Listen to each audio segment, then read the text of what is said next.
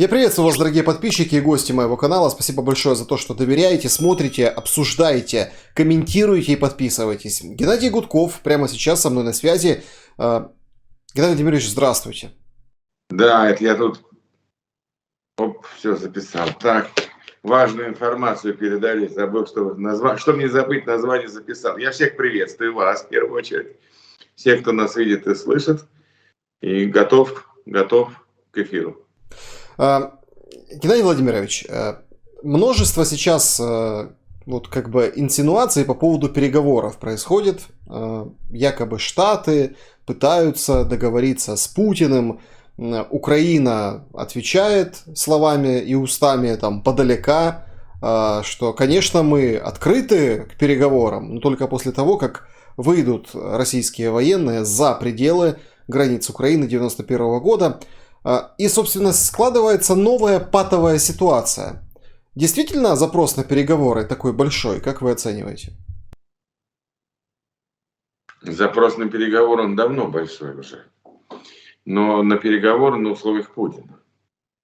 То есть Путин хочет не мытьем, так катанием заставить сесть с собой, с Путиным, в смысле с ним, чтобы сели за стол переговоров Украины и ее союзники. Таким образом, он решает много задач. Задача номер один. Он всем показывает, что все НАТО не смогло его победить, несмотря на то, что там поставки оружия были гигантскими, что Украину насытили оружием, что там солдаты НАТО тренировали денно и ночно всю украинскую армию, что там помогали, что инструкторы наводили ракеты на цель. Будет объявлено, что великий Путин всех победил. А вы все боялись, ребята.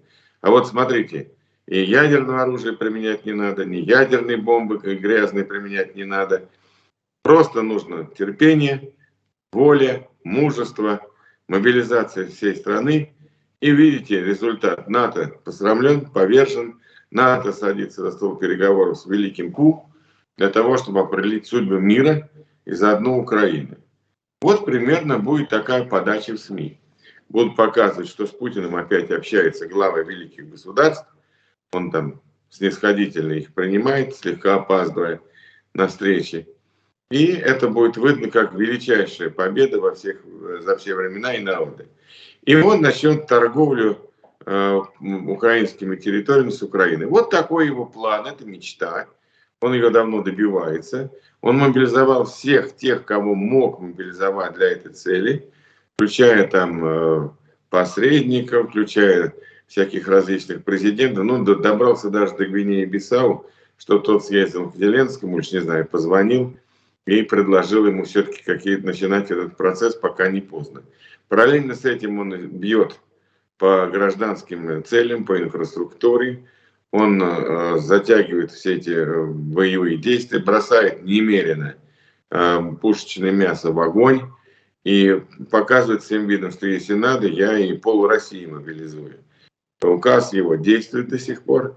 Он приостановлен в исполнении, но в любой момент может быть возобновлен. Я уже слышал сегодня экспертов украинских, они утверждают, что огромное количество трупов россиян, что буквально там на некоторых местах, там где они наступают или отступают, завалены окопы трупами. Это очень неприятное зрелище. Но Путина это не волнует. Ну, в общем-то, вот примерно такая ситуация. Конечно, он с удовольствием бы сел за стол переговоров, чтобы начать торговаться с Западом, с миром. А он считает себя выше переговоров с Украиной. Надо обязательно, чтобы были там американцы, натовцы и так далее. И тогда вот он покажет свою значимость. И это великий успех российской армии, российского политического руководства, которое проявит волю, терпение и мужество, преодолело вот эту вот мировую изоляцию и теперь снова с Путиным договаривается. Вот и поэтому с ним сейчас нельзя садиться за стол переговоров. Именно таким образом это и будет выглядеть. Геннадий Владимирович, я сразу хочу задать вам вопрос, потому что ваше видео с канала Фейгин Лайв о том, Да. где вы, отвечая на вопрос, вновь повторяете, что для переговоров нужно, чтобы убрался за пределы 24 числа, до 24 числа, до даты нападения на Украину, гуляет по всем пабликам, во всем интернете украинском, с ну, неимоверной критикой, с хейтом в адрес ваш, Фейгина, о том, что это вот новая методичка Кремля, мол, давайте соглашаться на линию 24 февраля. А Гудков и же с ними вот эти как бы российские оппозиционеры, которые в Польшу поехали, которые вот, собственно, там, пытаются бороться с режимом из-за рубежа, они продвигают этот кремлевский нарратив. Что бы вы ответили на эти упреки и что действительно подразумевают под собой вот эти линии разных чисел? Знаете, я уж, конечно, понимаю, что украинцы находятся в эмоциональном состоянии. По-человечески я понимаю, но я смотрю, что народ по обе стороны границы, он, в общем, по большому счету одинаков. Просто, к счастью, власть другая, да и условия другие. И если в Украине нет зомбирующей пропаганды, то в России она есть. Потому что если бы мы сделали это все в России, примерно в этом состоянии, критика была бы точно такая, что это агент кого там, Верховной Рады или кого уж не знаю, там, офиса президента, который что-то навязывает. Я высказывал свое мнение, на каких условиях Запад может пойти на переговоры с Путиным. И тут не надо тешить себя иллюзиями. Кто хочет тешить себя иллюзиями, кто хочет искать врагов в друзьях, это его, знаете, прямой, так сказать, но это может быть лечится, но все-таки надо этому отдавать отчет. Ну, кто хочет искать в друзьях врагов, пусть это делает. Честно говоря, мне надоело стараться там быть каким-то хорошим, кого-то утешать и потом получать упреки, а что ты недостаточно хорош для того, чтобы нас поддерживать. Ну нет, значит нет. Я разговаривал с Марком Фейгином, высказал свою точку зрения, что Запад сядет с Путиным за стол переговоров при условии, если Путин освобождает территорию до 23 февраля, до 24 февраля, и тогда уже будут политические переговоры о судьбе остальных территорий. И тогда уже будет речь идти о репарациях, и тогда уже будет речь идти о деоккупациях и так далее. Но никакого иного условия, минимального, я сказал, не может быть. То есть, если кому-то это нравится, не нравится, кто-то... Хорошо, тогда давайте на условиях там 1654 года границ. Тоже отлично. Или там до этого, до 654 года, когда была там Великая там Речь Посполитая вместе с Украиной, образовывали огромное государство. Но давайте к этому вернемся. Нужно быть либо реалистами, либо фантазерами. А если любая реальная ситуация и реалистическая картина вызывает у людей помутнение сознания, я еще могу простить им украинцам, они находятся в тяжелом, серьезном эмоциональном действительно состоянии. Я тут по-человечески понимаю. Но выдавать, что там агент, нарратив Кремля, Гудков, Фейгин. Мы 9 месяцев с украинским народом, нас объявили врагами народа, на нас и на наших, так сказать, людей заводят уголовные дела. Марк Фейгин вообще находится под вооруженной охраной, под угрозой, так сказать, там расправы физической. Меня предупреждают каждый день о необходимости усилить меры безопасности. И при этом мы еще получаем упреки. Знаете что, я тогда разговариваю с Марком Фейгином, не смотрите мои эфиры, пожалуйста, с Марком Фейгином.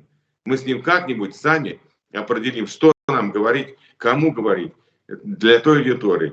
Неплохо нас смотрят люди, и кому не нравится, значит пусть не нравится. Мне тоже не нравятся эти все комментарии. Я сегодня специально пересмотрел этот эфир, я знаю, что он пошел в Украине, но я также знаю, что он пошел прекрасно в России. И там есть результат. И там есть уже разговоры серьезные. И если кто хочет победить Путина без раскола элит, я с этими людьми вообще не разговариваю. Это какие-то фантазеры, прожектеры, которые ни черта не понимают то, что происходит в России, с Россией, то, что может произойти с ними, если в России не произойдет того, что должно произойти. Я извиняюсь за эмоциональность, но мне это тоже уже надоело. Нет, это очень важно, и об этом надо говорить. Открыто, вот как мы постоянно открыто... Нет, я понял одно. Я перепроверил всю информацию. И я понял, что украинское общество, часть его, по крайней мере, я еще раз говорю, с огромным сочувствием отношусь, поддерживаю полностью борьбу за свободу, независимость. И я являюсь врагом путинского режима, безусловно. Но я вижу, что в украинском обществе, благодаря мощнейшей поддержке западной коалиции, сложились шапкозакидательские настроения. Они очень опасны. Когда типа хороший русский, мертвый русский, нахрен нам союзники внутри России, зачем нам там думать о каких-то там чинушах, о каких-то там олигархах, о каких-то бизнесменах, о каких-то Аллах Пугачевых, которые, кто она такая? Мы тут сами всех шапками закидаем, потому что с нами, так сказать, там Соединенные Штаты Америки и НАТО. Здорово, прекрасно. Я очень бы хотел, чтобы это реализовалось как можно быстрее. Только мы видим другое, что серьезная эшелонированная оборона российских войск, к сожалению, штурмовать которую очень дорогой ценой, что не получается серьезных, так сказать, больших освободительных контрнаступательных операций, что не хватает авиации, что идет контрнаступление путинской армии оккупационной на Бахмут, что прибывает на фронт новое пушечное мясо в большом количестве, что намобилизовано 200 с лишним тысяч, что если надо, Путин, как уже есть у нас данные от советника ООН, который сбежал, он дал данные о том, что серьезно в Кремле прорабатывается вопрос о мобилизации от 10 до 20 миллионов человек. Ого. И эти люди не будут на поле боя беззащитно стоять под дулами, так сказать, вернее, под огнем пулеметов там, или минометов. Они будут защищаться, они будут вынуждены убивать, даже если они не будут хотеть этого. И не понимать, что Путин может затянуть войну на годы, отказываться от союзников, отказываться от ресурсов, отказываться от информационной поддержки, кричать: а вы нам предлагаете такое, это мое мнение, я его могу высказывать, имею полное право высказывать. Хотите знать мое мнение? Слушайте, не хотите, выключайте эфиры, переключайтесь на шапкозакидательские каналы, где вам рассказывают о том, что уже все, Путин побежден, просит пощады, ползает на коленях перед Байденом и просит сохранить ему жизнь. К сожалению, нет такого. Я бы был бы очень рад, чтобы эта картина была бы реальностью, но ее нет. И у Путина даже по счетам пессимистов, вот мы вчера только считали, 14 миллиардов тратит он в месяц дополнительно на войну, 14 миллиардов долларов. Кто не понимает цифры, которая идет в топку войны. И эти миллиарды, они убивают украинцев, они убивают родных и близких, тех, кто мне пишет комментарии. И вместо того, чтобы использовать все методы борьбы, в том числе раскол элит, который приведет к быстрому, гораздо более быстрому поражению Путина и сэкономит тысячи, десятки тысяч украинских жизней, мне пишут комментарии про агентство, про нарратив Кремля. Знаете что, комментаторы, запихните себе этот нарратив, сами подумайте, куда, найдите ему правильное место, куда его запихнуть. Это все, что я хотел бы сказать в ответ. Не нравится, не смотрите. Это мнение человека, который имеет опыт и понимание, что в России происходит. Я, может быть, не так хорошо понимаю, наверняка не так хорошо понимаю Украину. Я, наверное, не так хорошо понимаю дела на фронте. Но я очень хорошо понимаю, что внутри России. И кто ею руководит, и на какие шаги они способны. У них 6 тысяч ядерных боеголовок. Никакой капитуляции не будет. Путин не Гитлер. Его невозможно, так сказать, там, победить, пока у него ядерное оружие, пока он сидит в Кремле. Ни одна страна мира не будет вести с Путиным ядерной войны на уничтожение, потому что уничтожено, мне кажется, больше миллиарда человек. Ни одна страна Запада, если почувствует, что действительно ядерный апокалипсис реальность, не будет рисковать этим ради спасения жизни сотен миллионов своих избирателей. Кто этого не понимает, ни черта не понимает. Я, еще раз, мои извинения, может быть, за эмоциональное выступление. Еще раз, мои извинения тем украинцам, которые в пылу эмоций это делают. Но когда я вижу, что власть, ну, может быть, не власть, что определенные части общества занимается вот этим шапкозакидательским настроением и провоцированием совершенно глупой политики, нам не нужны союзники в России, мы справимся сами. Ну, справляйтесь. Флаг вам в руки, я вас очень люблю и поддерживаю, но если вы хотите заплатить непомерно дорогую цену за свою победу, вы имеете на это право. Я ничего не могу в этом смысле возразить. Пожалуйста. Я подсказываю, что нужно сделать для того, чтобы ускорить победу, для того, чтобы достичь ее ценой меньшего количества жертв, меньшего количества погибших и раненых. И в ответ получаешь, я отправляю нарратив Кремля. Пожалуйста, давайте, какие границы вы сейчас установите? 1988 года, когда вся Русь заключалась в Киеве. Пожалуйста, давайте вернемся к границам 988 года и поставим как нарратив главный. Да, Не хочу Геннадий комментировать Владимирович, больше. я благодарен вам за этот ответ, потому что, ну, это важно. Это важно, вот я думаю, Я что... не знаю, важно это или не важно. Я, к сожалению, удивлен близорукостью многих людей, которые все для фронта, все для победы был лозунг во Второй мировой войне. Все для фронта, для победы. Когда я предлагаю все для фронта, для победы, они начинают говорить про нарратив Кремля. Мое мнение, что Запад пойдет с удовольствием на переговоры, если Путин выведет войска до линии 23 февраля. Потому что Западу тоже нужен выход.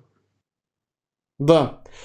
Это надо понимать. И когда там уважаемый мною президент Зеленский, я понимаю в пылу эмоций, я его очень сочувствую, молодой парень, энергичный, который оказался в сложнейшей ситуации, под угрозой физического уничтожения. Мы знаем, что были эти группы. Все понимаю, в каком стрессе он находится. Но когда он говорит, что мы будем вести, не будем, значит, переговоры о мире будем вести с другим президентом, ну о чем тогда мы вообще сейчас говорим? Ну о чем мы сейчас говорим? А что с этим можно, вы думаете, вести? Да можем, не можем, а если как сложатся обстоятельства, а может быть придется. Понимаете? Потому что если кто думает, что война закончится с деоккупацией областей вот этих 4, я вас уверяю, что нет. Я вас уверяю, что нет. Я, Геннадий Гудков, 66-летний российский политик с большим жизненным и политическим стажем, уверяю вас, что нет. Если останется Путин в стране, в Кремле, если режим не рухнет, что будет делать Путин? Готовить к реваншу. Они будут одержимы вместе, они будут одержимы реваншем. Они запустят на полную катушку весь оборонный комплекс. Они наштампуют этих танков, самолетов. Они модернизируют эти 6 тысяч ядерных боеприпасов. Они вырвут бункер на глубине больше 2 километров. Вы не понимаете, что это произойдет? Вы не понимаете, что Путин никого не послушал? Он не послушал предупреждений Байдена в Женеве.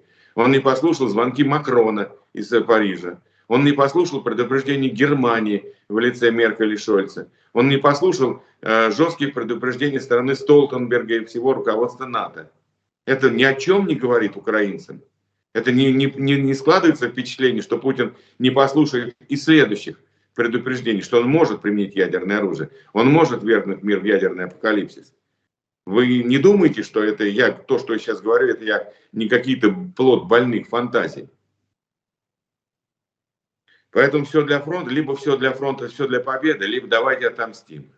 Всем тогда уж. Всем россиянам, вот начиная с Гудкова, там, кто там еще, Невзоров, Фейгин, кто еще там есть, кто поддерживает украинский народ. Давайте всем отомстим. Прям с них и начнем, им легче.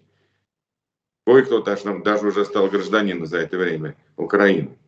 Вперед! Геннадий Владимирович, еще, ну, уж коли мы там зашли на эту дорожку хейта, много хейта вызвал съезд депутатов в Польше. Вы там были, присутствовали, участвовали. Присутствовал. Я первый день вел, весь ВОЗ на себе тащил для того, чтобы хотя бы приучить людей к регламенту, к процедуре и так далее. Конечно, был. Ваши, ну, знаете, не то что впечатления, а, ну, вот тоже есть, ну, есть такой запрос ответа на массовый хейт и со стороны тех же уехавших россиян, которые посмеивались в соцсетях о том, что происходило в Польше. А чего смеяться-то?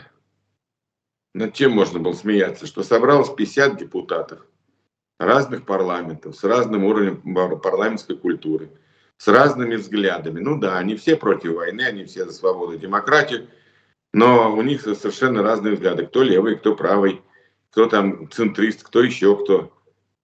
А кто просто, так сказать, привык свое мнение видеть главным и самым, так сказать, непоколебимым.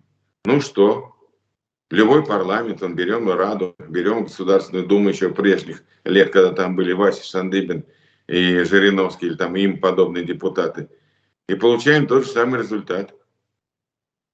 Любой парламент, над ним все время подшучивают, прикалываются и так далее. А что вы хотели-то? Собрались 50 депутатов, рискуя своей жизнью, своим здоровьем, своими родными и близкими, которые там находятся в России. Давайте вот так вот. Можно, конечно, офигенно смешно. Ну, офигенно смешно, как они там голосует за тире. Ну, ухохочешься.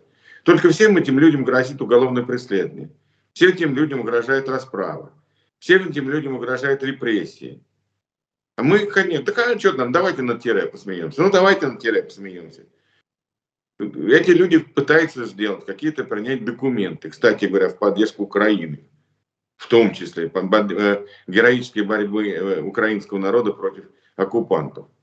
Признать право на силовые действия российского народа, на насильственные действия, направленные против путинского режима. Кто это сделал? Да никто. Сделали депутаты.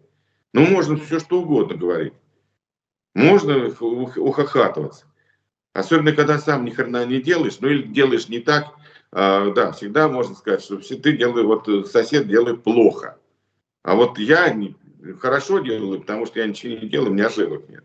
Ну, нет, я, может быть, не так, конечно, зло говорю, потому что мы вообще решили ни с кем не ругаться. Мы не решили не реагировать на какие-то там все эти приколы. Мы создаем формат, в котором мы вырабатываем документы переходного периода. Для Украины, кстати говоря, поляки высоко это оценили.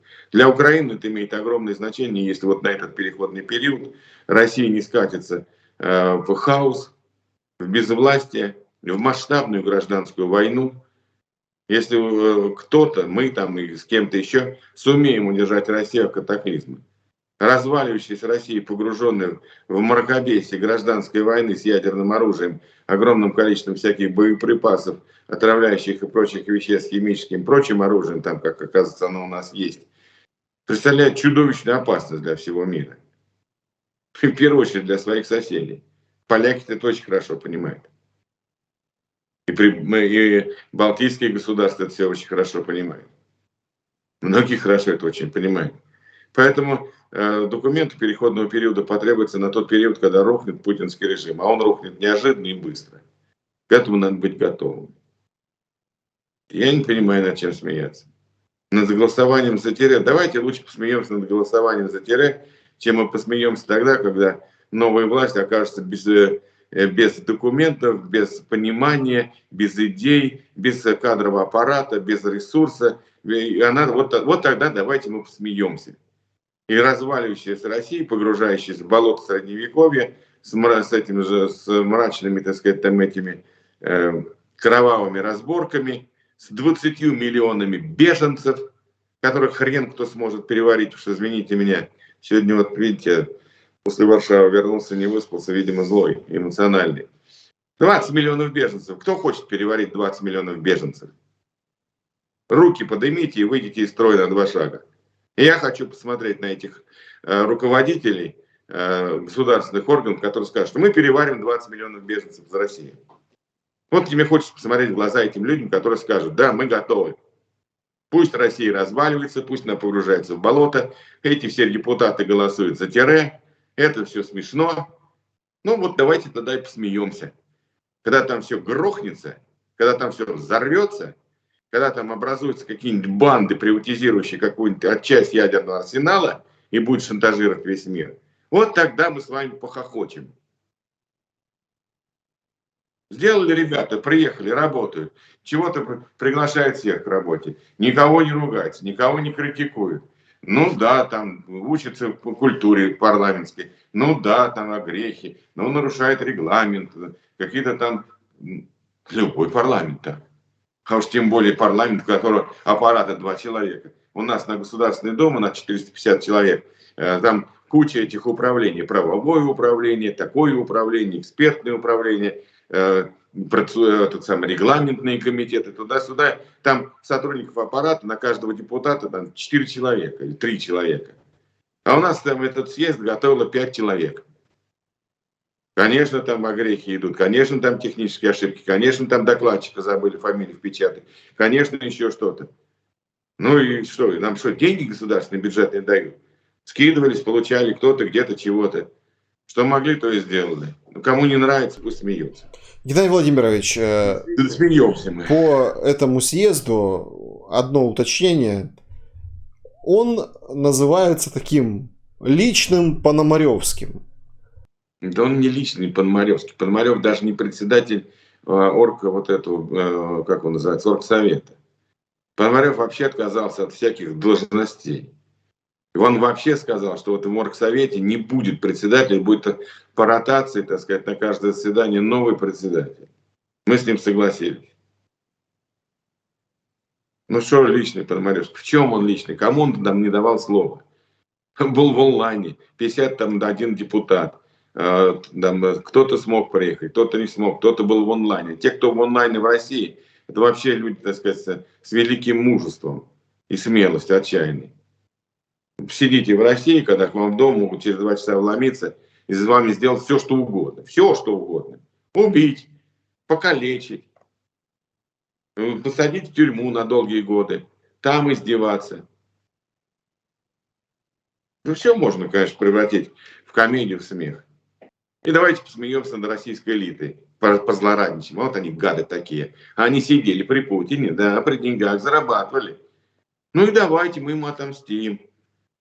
Да. А 100 миллиардов, которые могли бы получить с российского бизнеса и направить на войну, на восстановление Украины, на помощь людям, на сохранение жизни, на сохранение здоровья, давайте мы это не будем делать. А что, зато мы отомстим. Это прекрасный подход. Вперед. Мне вот очень нравится. Вы, говоря об итогах, ну, скажем так, определенных итогах, обмолвились уже результатами вот этого раскола элит. Можете поделиться подробнее? Могу поделиться подробно, если бы не понимал, не чувствовал бы и не поднимал бы эту тему. Для тех, кто не понял, извините.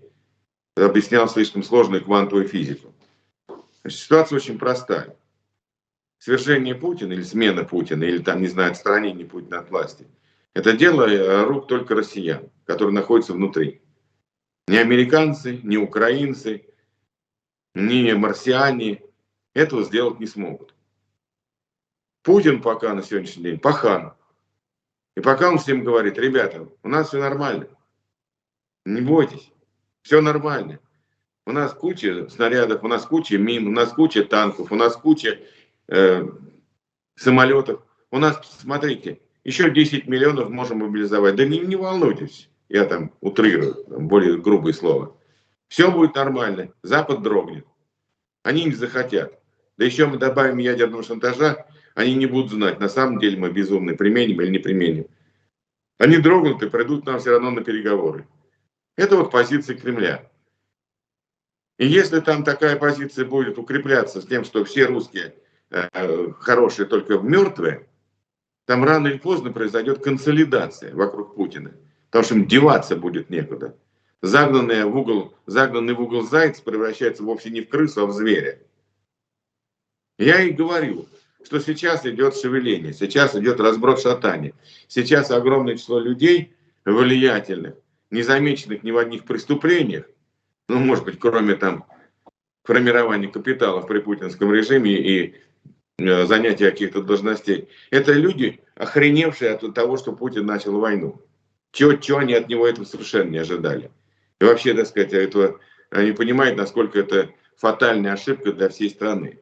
Эти люди говорят: мы хоть готовы помогать, скажите нам, что мы должны сделать, чтобы мы отмазаться от этой войны. Мы им говорим: пошли в жопу. Вы нам не нужны. Мы все сами сделаем. А вы будете наказаны, когда мы победим. В Кремле приедет Бабченко на Абрамсе, воздрузит там знамя, и тогда мы устроим над вами суд. Они говорят: опа, хороший вариант. Нет уж, мы тогда пойдем лучше к Владимиру Владимировичу и будем ему помогать, чтобы это не произошло. Вот я так вот на пальцах объяснил, что вообще происходит. Вот я вчера говорил, вот какой, ну хорошо. Ты говоришь: пусть они, что они, выступят против Путина. А почему немцы не выступили против Гитлера-то? Почему Гитлер никто не убил? Почему ни одно покушение не принесло результата, кроме там уничтожения участников организации этих покушений? Потому что Гитлер был обеспечен безопасностью, и были те люди, которые его защитили до самого конца войны, до самого последнего дня, когда он там решил покончить жизнь самоубийством. Вот и все. Поэтому мы говорим: пусть они выступят. Ну, выступил. Выступил Тиньков. Знаете, это знаменитый банк в России, Тинькофф, и знаменитый предприниматель Тинькофф взял и выступил. Теперь Тинькофф не в стране, теперь у него все отобрали. Деньги, которые отобрали Тинькову, пошли на войну против Украины для убийства украинцев. Вот деньги Тинькова, которые были у него, они пошли сейчас на убийство украинцев через российскую армию. Они потрачены на войну. Тиньков сбежал из страны, слава богу, что он вовремя понял, что выступив против войны и против Путина, ему нужно бежать. Он успел убежать. Ему повезло. Не всем так везет. Вот он сегодня сидит там где-то в какой-то стране, попал, кстати говоря, с другой стороны под санкции. Вот и все, вот она история. Так нужно действовать, да, россиянам? Чтобы они отдали свои деньги Путину, чтобы Путин получил дополнительные деньги от этих людей и стратил бы их на войну против Украины, за убийство украинских граждан, чтобы он больше ракет наштамповал, чтобы он больше наштамповал мин, снарядов, танков, не знаю чего там, бомб для самолетов. Прекрасный вариант. Давайте. Я прямо сейчас вот выйду опять к Марку Фейгину и скажу: Марк, ты знаешь, требует народ Украины жесточайшее, так сказать, отношение ко всем русским, без исключения. И вот я хочу передать всем, кто колебался, кто там не поддерживал войну, кто чувствовал свою вину, кто там готов был помогать. Вот я всем передаю, кыш все пошли. Никто не уйдет от ответственности. Будет время через 5, 10, 20, 15, 40 лет, но вы ответите за свои деяния. Они успокоятся, скажут: ну через 40 лет мы готовы ответить. Но я утрирую, я уже не знаю, что. Как вот можно объяснить людям, что когда ты воюешь с врагом, ты используешь любую возможность, чтобы его победить как можно быстрее, и чтобы самому не пострадать, чтобы самому не погибнуть. И для этого нужно не в белых перчатках бороться, а использовать все методы борьбы, потому что враг коварный, потому что враг подлый, потому что он напал, потому что он убивает твою семью. А ты будешь по правилам бокса ниже пояса не бить? Или что там? Захват такой нельзя удушающий, потому что правила нам не велят. Ну хорошо, конечно, давайте так действовать. Я не против. Я всего лишь пытался дать рекомендации, как быстрее победить врага. Ну, если мне нужны эти рекомендации, ребят, я не знаю. Может, действительно все хорошо на фронте. Может, уже подходит там 1000 F-15. Может быть, уже, ну, все уже, так сказать, вот путинские войска бегут. Может быть, Путин уже сейчас стреляется в бункере, так сказать, там вытаскивает там наган наградной и прицеливает себе в лоб. Может быть, ради бога. Я буду только рад. Я вернусь в свою страну. Я буду там заниматься делами, я вернусь на свою там родную дачу, я увижу наконец-таки своих родных и близких, я схожу на могилы своих родителей там и родителей жены. Мы там не были 4 года. Я с удовольствием. Ради бога. Если это так, вопрос все снимается. Да никаких. Накажем всех мерзавцев по полной программе. Только сделайте, пожалуйста, вот это. А если вы не можете это сделать, давайте мы подумаем, как все-таки это можно сделать какими-то дополнительными способами. И я, знающий человек России, вам это советую. Не нужны советы, да ради бога. Никаких проблем. Я вообще ни в какие дела, ни в каких государств не вмешиваюсь, считаю это грубейшим нарушением. Сам не делаю и другим не велю. Советы давать могу. Но если они не нужны, да нет вопросов. Нет, Геннадий Владимирович, ну, в любом случае, вы не серчаете так? Это... Не, я не серчаю. Я не могу серчать и обижаться на людей, которых Путин бомбит каждый день, которых убивает, которые видели ужасы Бучи, которые видели ужасы оккупации, которые понимают, что страна-террорист с ними ведет жесточайший бой. Я все это понимаю. Но и меня тоже поймите. Геннадий Владимирович, Путин про мобилизованных выдал новые цифры, 80 тысяч, где-то там в зоне проведения так называемой спецоперации, 50 вот на передке. Ну, вот какая-то такая математика у него. Цифры не сходятся ни от первого сообщения Шойгу, ни от второго сообщения Шойгу, ну уж тем более не сегодняшнего Путина, который об этом говорит. Но бог с ним, с цифрами. Путин лично будет, собственно, общаться с людьми, чтобы развеять вот эти все мифы и страхи о мобилизации. Это точно политтехнологи подсказали. Но если мы делаем вывод, что они подсказали, соответственно, извините, в этом большая проблема. Путин вот способен переварить мобилизацию? Путин думает, что он способен переварить мобилизацию. Я вам даю прям точный ответ. Путин думает, что он способен переварить мобилизацию. Путина от мобилизации отговаривали. Мы с вами, когда встречались в эфирах, я могу там где-то, может быть, я уже, конечно, точно не помню, в каком эфире что я говорил, но я говорю, что у него есть в голове идея, сидит всеобщая мобилизация, он от нее не отказался, но его отговаривают, потому что она несет огромный вред. И сейчас он, конечно, включил дурака, в том числе, видимо, посоветовал своих юристов, если он пошел с ним посоветоваться. И они ему сказали, я шучу, конечно, не юристам сказали, ему сказали военные, что нам вот этого пушечного мяса, Владимир Владимирович, который ты навербовал, на год хватит.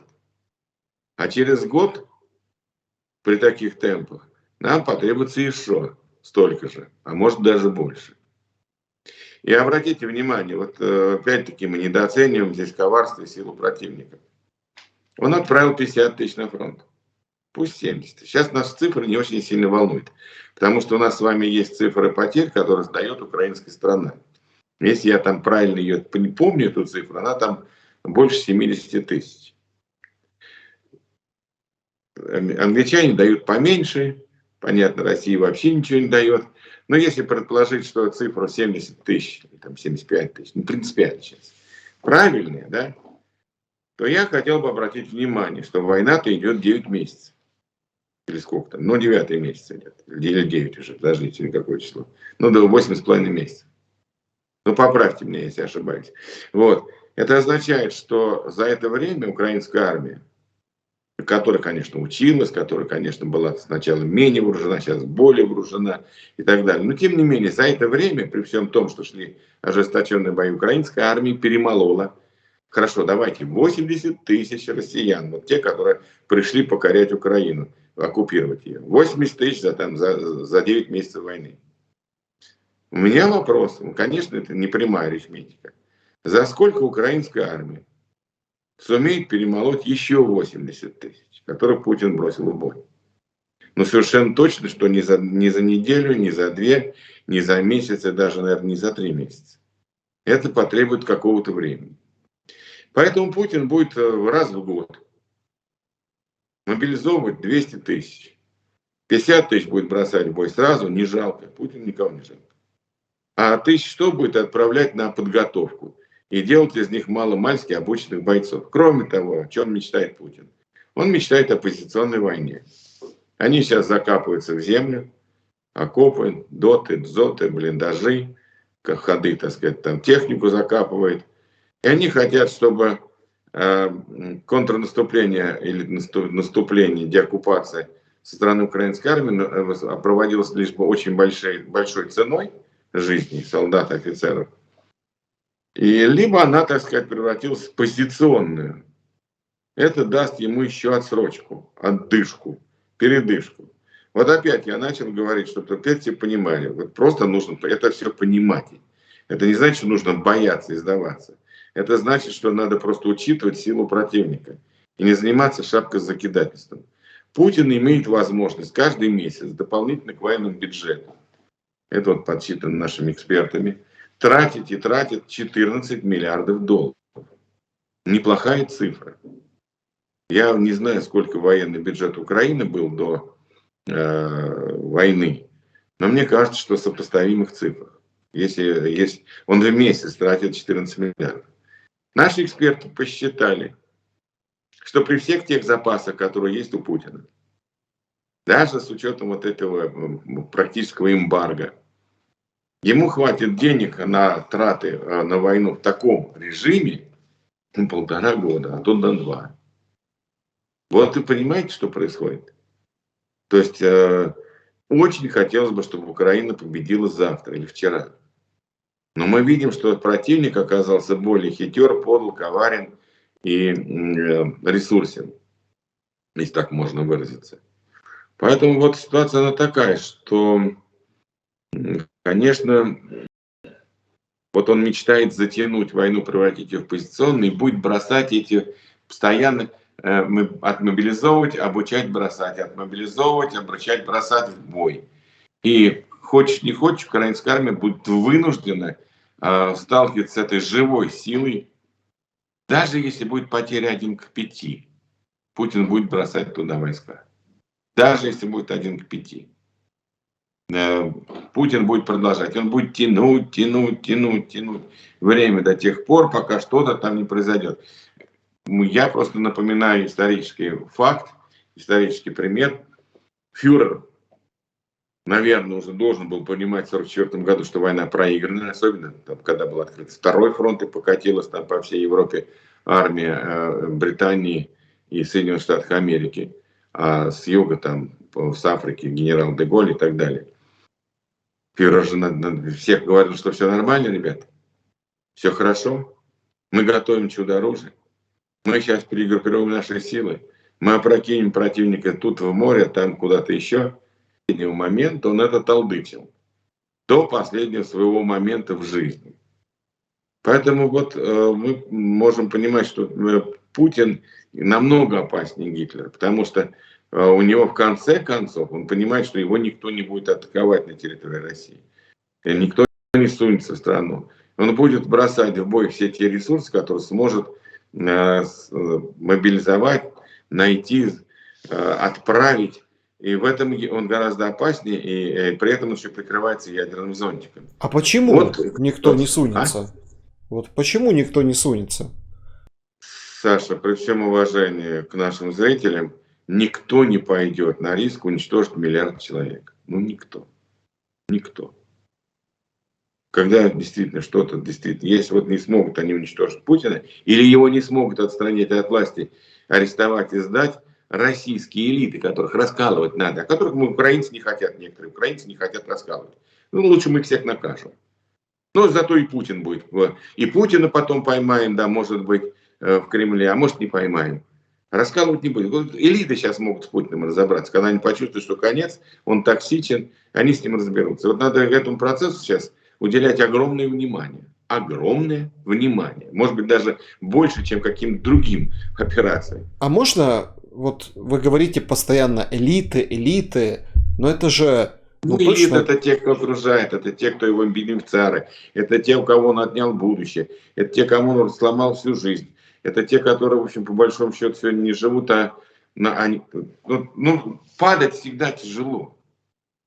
Я прошел и подъемы, и падения, я это знаю. Падать намного тяжелее, чем подниматься. Это и в горах, и в жизни. Они были всем, стали никем. Вы думаете, что они его за это любят? Будут в заднее место целовать его за это, сказать, тут ты великий, спасибо, все равно ты нас защищаешь, все равно мы чувствуем себя правящим классом. Да они его сожрать готовы. Только у них ручки короткие. Потому что им по ручкам ФСО, ФСБ, Росгвардия, если они там даже что-то дернутся, просто почесаться, им в этот момент могут пулю в лоб. Неудачно почесался. Не надо резко, парень, чесаться, так сказать, в присутствии вождя. Ходит же случай, там один товарищ решил Путина обнять, и его застрелили тут же, в момент. Но это вроде бы как слух. Я вас уверяю, что если бы это было в реалии, незнакомый человек пытался Путина обнять его со всей любовью, его бы застрелили на дальних подступах. И то же самое там в России. Там же обстановка жуткой подозрительности.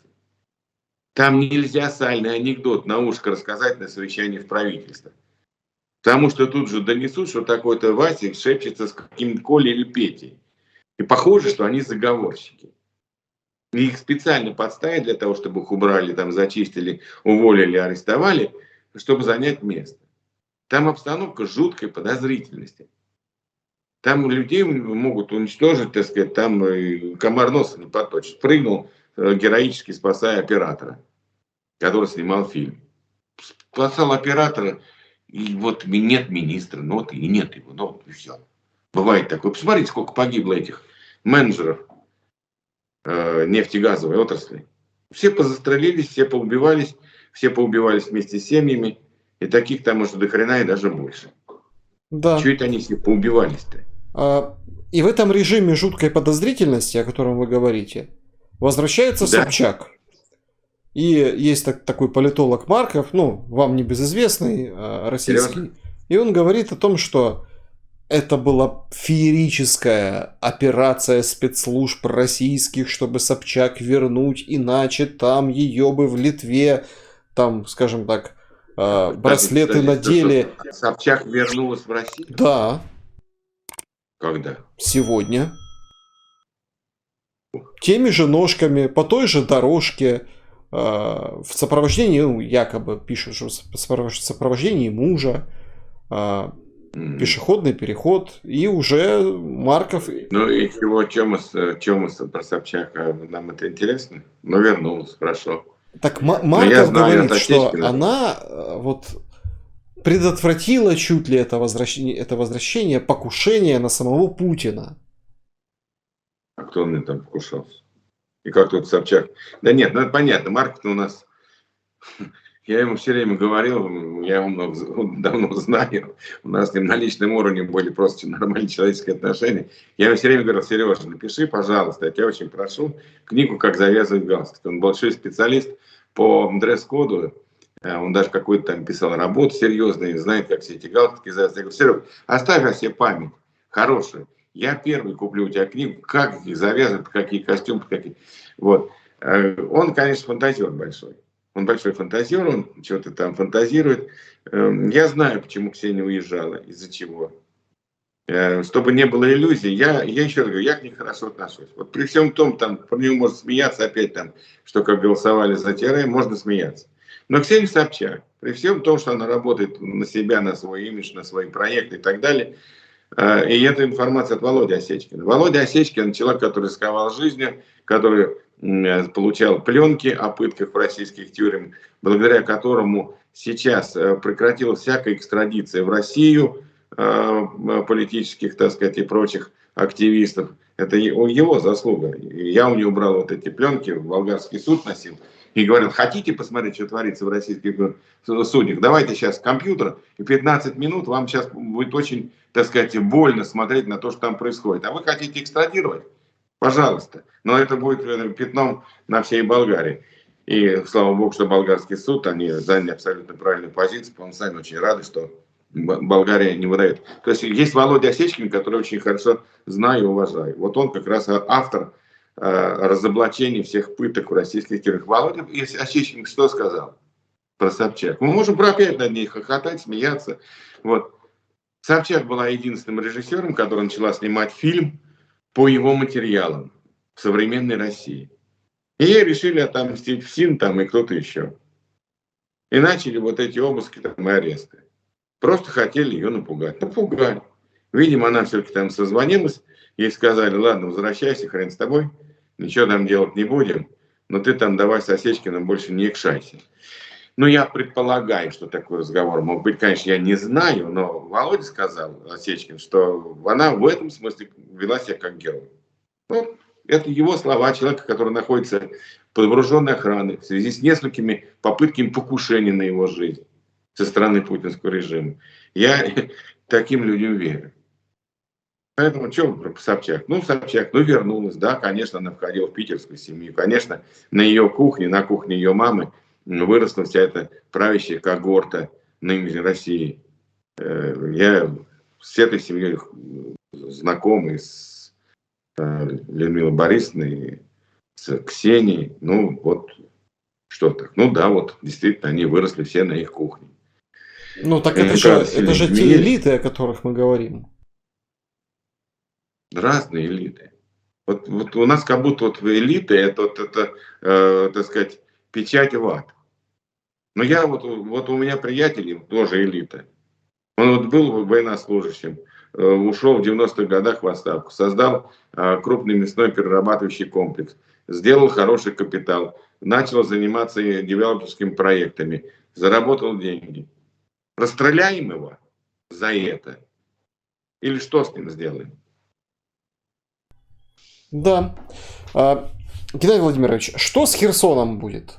Много данных, разная информация. Херсон, Херсон сильно укреплен.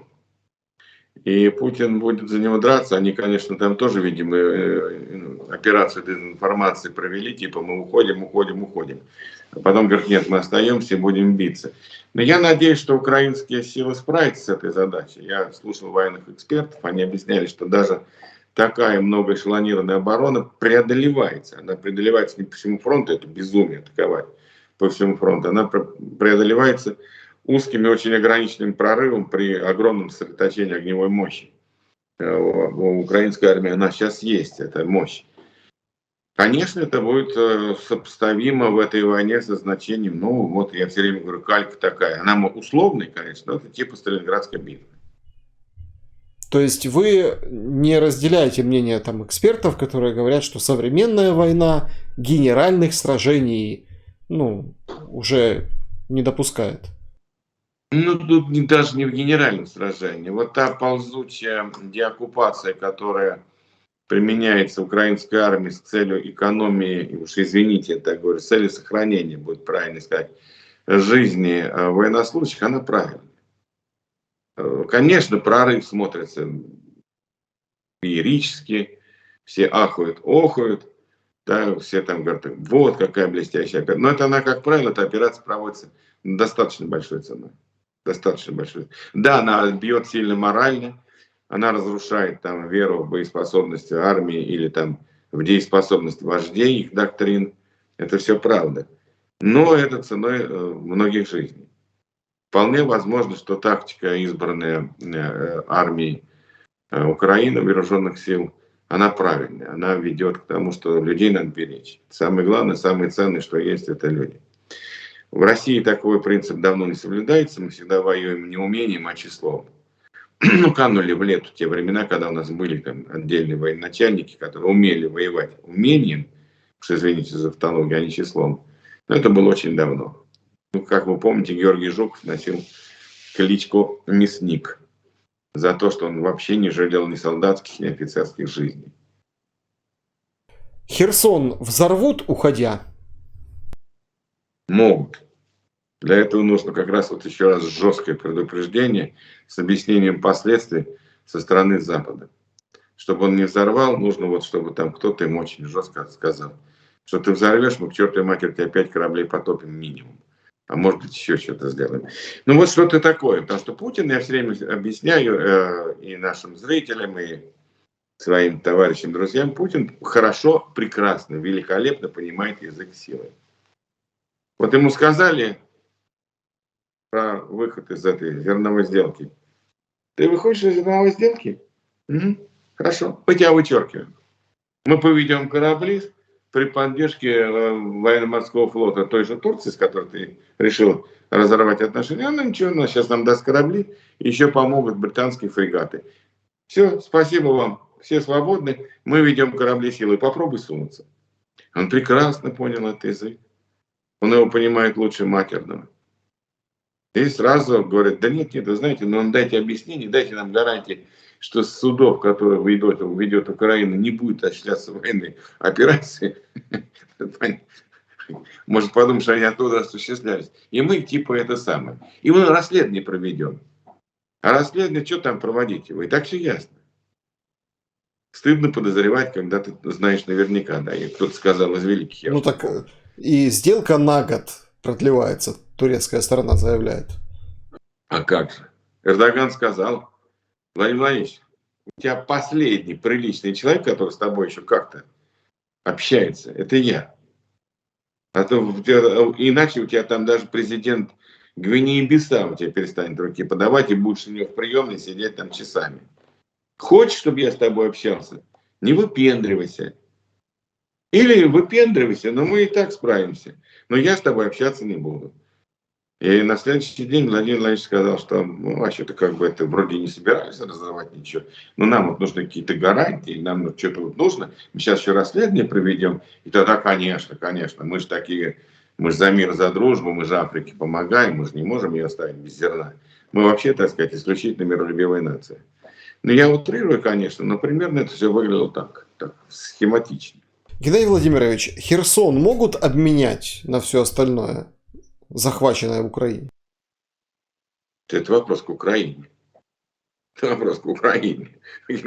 Украина готова забрать Херсон, отдать все остальное? Думаю, что нет. Нет, но я имею в виду с позиции, конечно, кремлевских. Если отдать Херсон, то он еще не Херсон отдаст, он еще что-то отдаст. Если ему оставят Крым и 2 области, я вас уверяю, он будет счастлив. Это будет момент эйфории, упоения счастьем. Вот поверьте мне. То есть тогда он всем объяснит, вот этим всем, и дебелам, и не очень, что, ребята, одержана великая победа России над миром, над всем НАТО.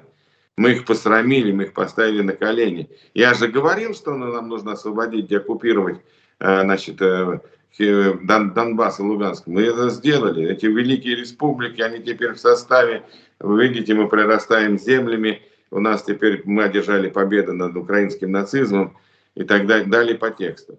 Вот что он скажет. Он об этом мечтает. Для него это будет самый счастливый день за последние много лет, если он добьется этого результата. Конечно. Он еще что-то отдаст. Если там еще на него хорошо наедут, точно отдаст. Ему ничего нельзя отдавать. Ему нельзя отдавать те территории, которые были до того, как, потому что это военное поражение. И если даже он останется с теми территориями на начало переговоров вот до того, как, обществом российским будет воспринято глубочайшим пессимизмом, начнутся брожения. Это будет признано внутри страны на уровне общественного мнения полным поражением Путина и его неспособностью добиваться чего-то. И вот тогда там все начнется. Поэтому, когда я говорю, что Запад пойдет, на мой взгляд, по моему мнению, я его имею право высказывать и иметь, что Запад пойдет в случае вывода Путина войск на границе 23 октября на переговоры, которые будут обрали дальнейшие шаги, я думаю, что так оно и есть. А что сделать с... Да, я понимаю, что, может быть, Украину это не радует. И Зеленский скажет, я не пойду. Украина имеет право не пойти. Но я просто говорю, что я знаю позицию Запада, как мне кажется. Могу ошибаться, но я думаю, что я ее знаю. И зная эту позицию, я вам говорю, что Запад пошел бы на переговоры при деоккупации Путиным этих новых захваченных территорий, при признании вины в войне, при готовности выплатить репарации и, возможно, там, уйти от власти. Но это я уже фантазирую. Я думаю, что он никогда не уйдет от власти, если только вперед ногами. Геннадий Владимирович, а что делать тогда с вот этими территориями, которые он официально присоединил к Российской Федерации? Ему или нам? Ну, вы говорите, мы как бы думаем, что он готов обменять территории, готов торговаться, готов отдать больше. Да. Так он же через Конституцию провел то даже, что еще даже не захватил. Прекратите. Ну, не будьте этим буквоедом и формалистом. Ну, сколько Путин над Конституцией глумился? Ну, поглумиться еще разочек, господи. Скажет, ну мы же победили весь мир. Они, видите, к нам все пошли. Они со мной все ведут. Мы командую. Я сижу им говорю, так, ты молчи, ты говори, ты молчи. Он же так это все подаст. Ну ладно, мы, российский народ, мы за мир, за дружбу. Мы теперь сейчас восстановим отношения. Это наши братские народы. Мы сейчас нормально наладим отношения. Конечно, ради этого мы еще раз поменяем Конституцию. Какие проблемы? У меня все ручное. Парламент, Совет Федерации, суды и все прочее. Только щелкну пальцем, они побегут и тут же все сделают. А вы, народ, гордитесь мной. Так оно и будет. Все, какая Конституция? Саша, не будьте формалистом. У Путина нет никаких ни конституций, ни законов. Политическая целесообразность, определяющая его возможность иметь власть над страной и нещадно ее грабить. Вот и все. Это все принципы, которым руководствуется нынешний российский президент. Геннадий Владимирович, я благодарен вам за то, что нашли время. Спасибо всем, кто досмотрел до этого места. Ставьте лайки, подписывайтесь, пишите свои комментарии, что думаете вы вокруг всего происходящего.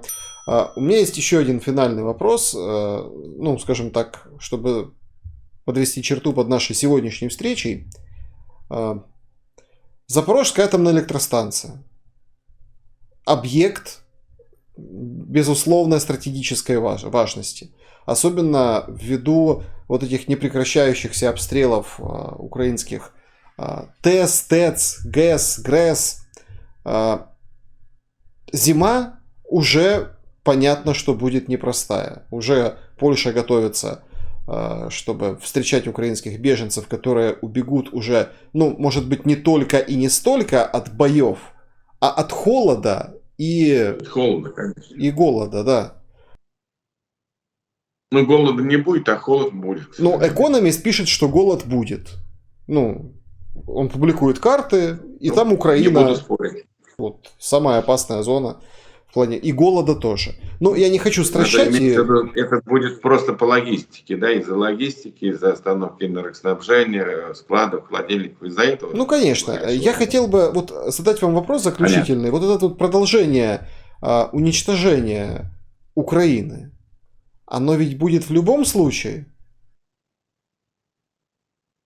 Оно будет, конечно, к сожалению, оно будет. Это тактика и стратегия Путина гадить повсеместно и как можно больше, в самом большом количестве.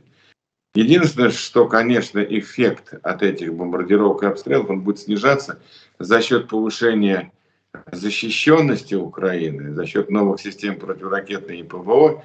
Я вот сегодня слушал ваших экспертов, они говорят, что, конечно, у нас систем ПВО сейчас много, и они хорошие, но ПВО, к сожалению, лишь частично решает задачи противоракетной обороны. Ну, я сам служил в ПВО, я понимаю, как работают эти средства, я имею в виду срочную службу. И я помню, как мы пытались, так сказать, там провести эти ракетные пуски, и я понимаю, что ПВО не очень хорошо и эффективно против ракетной атаки. Поэтому, конечно, нужна система ПРО, но это дорогое очень удовольствие и очень тяжелое, причем то, что маленький Израиль легко накрыть условным этим железным куполом, а большую, огромную по европейским меркам Украину это сделать намного сложнее. Но я думаю, что за счет защищенности, за счет роста навыков украинских военных, за счет увеличения поставок, за счет совершенствования методик, Украина будет более защищена, нежели она была там, особенно в первой там недели вот этих масштабных бомбардировок. Ну и, наверное, у Путина тоже все-таки такие мощные ракеты, они дорогие достаточно, они будут заканчиваться. Они еще есть, еще там, скажем, 30%, 40% от того, что было наработано. Конечно, какое-то число они там допроизведут сейчас, но это не мешает им обстреливать ракетами меньшей мощности, меньшей точности, которых можно штамповать в гораздо большем количестве. Проблема серьезная, но я надеюсь, что она будет решаться вот теми методами, о которых я сказал. Геннадий Гудков был моим собеседником. Геннадий Владимирович, спасибо вам большое. Взаимно, спасибо. Друзья, берегите себя. Очень опасное время. Слушайте сигналы воздушных тревог. Экономьте электричество. Все сейчас к этому призывают. Почему бы не призвать и нам? Но самое главное, берегите того, кто рядом с вами, и думайте, анализируйте вместе с моим каналом. Увидимся обязательно. До скорого.